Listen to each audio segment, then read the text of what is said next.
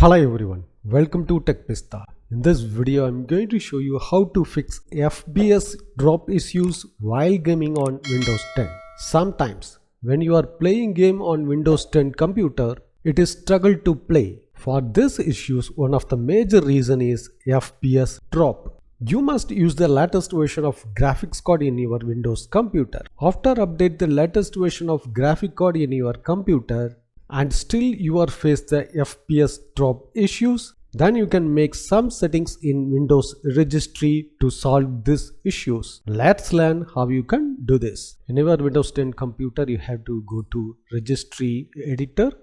So you have to search registry. So you have to click on the registry editor app. You have to select the H key current user. Then you have to expand this. Then you have to expand the system. Then you have to select the game config store. Here you have to select the game DVR underscore enabled. Double click on that. It will be open the edit window. Here you have to change the value 1 to 0. You can close this window. Then you have to restart the computer. Once restarted the computer, your FPS drop issues problem can be solved. So in this way you can fix the FPS drop issues in your Windows 10 computer. Thanks for watching this video. If you have any question, enter the comment section.